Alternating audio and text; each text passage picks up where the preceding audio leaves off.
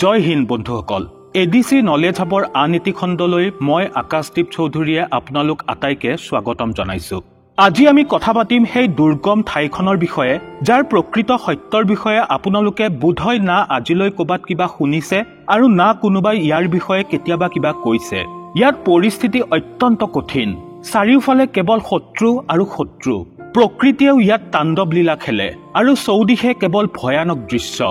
হয়, এয়াই হৈছে চিয়াচিন, হিমালয়ৰ কাৰাকোৰাম ৰেঞ্জত অৱস্থিত পৃথিৱীৰ আটাইতকৈ ওখ ৰণভূমি চিয়াচিন। ইয়াত পৰিস্থিতি ইমানেই কঠিন যে তাপমাত্ৰা সদায় মাইনাছতে থাকে।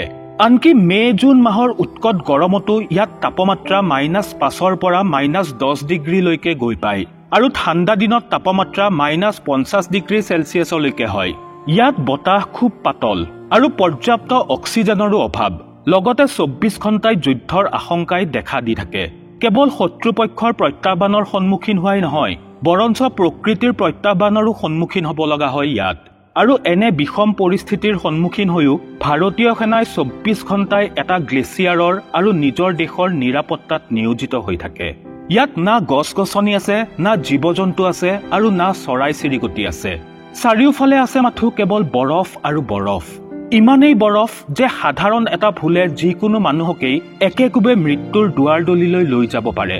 চিয়াচিন গ্লেচিয়াৰ সমুদ্ৰ পৃষ্ঠৰ পৰা প্ৰায় 20,000 ফুট উচ্চতাত অৱস্থিত আৰু এই কঠিন পৰিস্থিতিৰ মাজত আমাৰ সেনা জোৱানসকলক কেইবাটাও দলত বিভক্ত কৰি 4-5 মাহ পৰ্যন্ত তাত পহৰা দিয়াৰ বাবে পঠিওৱা হয়।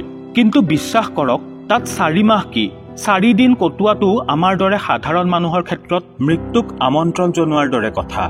ইমান উচ্চতাত য'ত আমাৰ সৈনিক বন্ধুসকলে দেশৰ নিৰাপত্তাৰ খাতিৰত পহৰা দি থাকে, তালৈ তেওঁলোকক অস্ত্ৰ-শস্ত্ৰ, খাদ্য, তেওঁলোকৰ দৈনন্দিন জীৱনত প্ৰয়োজনীয় সামগ্ৰীসমূহ আৰু সকলো বয়-বস্তু তলত থকা বেছ কেম্পৰ পৰা হেলিকপ্টাৰৰ সহায়ত যোগান ধৰা হয়। প্ৰতিদিনে ৰাতিপুৱা 8 বজাৰ পৰা 11 বজাৰ ভিতৰত এখনৰ পাছত সিখন হেলিকপ্টাৰ তালৈ অহা যোৱা কৰে, যিয়ে গ্লেচিয়াৰৰ উচ্চতাত নিয়োজিত সেনা জোৱানসকলক বয়-বস্তুসমূহ যোগান ধৰাৰ দায়িত্ব পালন কৰে। আপুনি যদি নাজানে তেনেহ'লে জনাব বিচাৰো যে ফ্ৰেঞ্চ টেকনলজিৰ এই হেলিকপ্টাৰবোৰে মাত্ৰ 16,000 ফুট উচ্চতালৈহে উৰিব পাৰে। কিন্তু আমাৰ বীৰ পাইলট তথা সৈনিকসকলে সেই হেলিকপ্টাৰবোৰ 19,000 বা 20,000 ফুট উচ্চতাত একেবাৰে কম বতাহ থকা স্বত্তেও সুন্দৰকৈ উৰুৱাই নিজৰ দক্ষতাৰ পৰিচয় দিয়ে। আৰু অত্যাৱশ্যকীয় সামগ্ৰীসমূহ হেলিকপ্টাৰৰ পৰা তললৈ পেলাই দিয়া হয়, কাৰণ তাত হেলিকপ্টাৰ লেণ্ড কৰাৰ কোনো ঠাইয়েই নাই। এইখিনিলৈ আপুনি যদি আচৰিত হোৱা নাই তেনেহ'লে আৰু শুনক। এই হেলিকপ্টাৰবোৰৰ পৰা যেতিয়া সামগ্ৰীসমূহ তললৈ পেলাই দিয়া হয়, তেতিয়া তাৰ ভিতৰত আন বয়-বস্তুবোৰৰ লগতে খাদ্য সামগ্ৰীও থাকে। আৰু সেই খাদ্য সামগ্ৰীৰ মাজত যি আলু থাকে, সেই আলু হেলিকপ্টাৰৰ পৰা পেলোৱাৰ পাছত তললৈ আহি পোৱালৈকে এবিধ পাচলিৰ পৰা এটা শিল বা পাথৰলৈ পৰিৱৰ্তিত হৈ পৰে। আপুনি যদি সেইটো হাতেৰে চুই চাই তেনেহ'লে লাগিব যেন আলুৰ নিচিনা কিবা এটা টান বস্তুহে চুই আছে। গ্লেচিয়াৰৰ অতি কঠিন পৰিৱেশৰ মাজত কৰ্মৰত আমাৰ সৈনিক বন্ধুসকলে কয় যে সেই আলুবোৰ ৰান্ধি খাব পৰা কৰি তুলিবলৈ কুকাৰত নাই কমেও 19টাৰ পৰা 20টা হুইচেল মাৰিবলগীয়া হয়। তেতিয়াহে সেই আলুবোৰ খাব পৰা হয়গৈ। আপুনি এই কথাৰ পৰাই সেই ঠাইৰ পৰিস্থিতিৰ অনুমান কৰিব পাৰিব। আমাৰ জোৱানসকলে তাত হিমস্খলনৰ দৰে ভয়ানক পৰিস্থিতিৰো সন্মুখীন হ'বলগীয়া হয় আৰু এতিয়ালৈ ইয়াৰ ফলত বহুতো বীৰ জোৱানৰ মৃত্যুও হৈছে।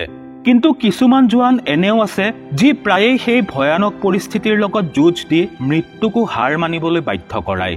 এবাৰ 24 বছৰীয়া এজন মেজৰে যেতিয়া সেই গ্লেচিয়াৰত নিজৰ দায়িত্ব নিষ্ঠাৰে পালন কৰি আছিল, তেতিয়া তাত খুব ভয়ানক বৰফৰ ধুমুহা এজাক আহে আৰু তাৰ ফলত ঠাণ্ডাতে মেজৰজনৰ হাত ভৰিবোৰ নিথৰ হৈ পৰে। সেই খবৰ তৎক্ষণাত তলত থকা বেছ কেম্পলৈ প্ৰেৰণ কৰা হয়, কিন্তু ভয়ংকৰ ধুমুহাৰ বাবে হেলিকপ্টাৰ উৰিব নোৱাৰিলে।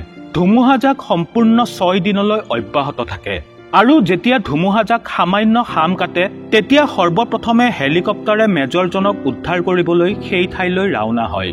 তেওঁক লগে লগে তললৈ লৈ অনা হয় আৰু দিল্লীৰ এখন চিকিৎসালয়ত ভৰ্তি কৰোৱা হয়। কিন্তু ইমান পলম হৈ গৈছিল যে দুৰ্ভাগ্যবশতঃ তেওঁৰ এখন হাত আৰু এখন ভৰি কাটি পেলাবলগীয়া হয়। কিন্তু হৃদয় কঁপাই তোলা কথাটো শুনক বন্ধুসকল, তেওঁ যেতিয়া পুনৰ সুস্থ হৈ উঠে, তেওঁৰ উৎসাহ কিন্তু তিলমানো কমা নাছিল।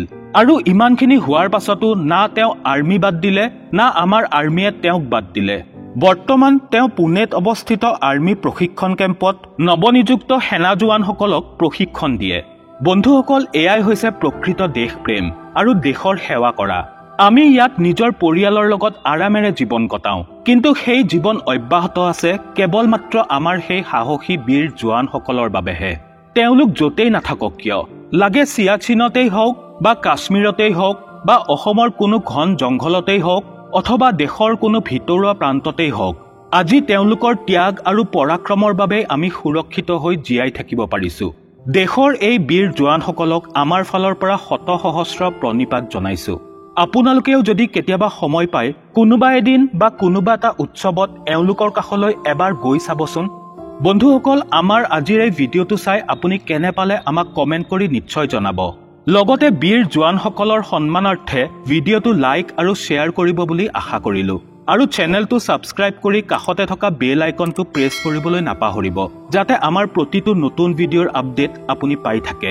পুনৰ আন এটি নতুন খণ্ডত লগ পোৱাৰ আশাৰে আজিলৈ আহিছো। জয় হিন্দ।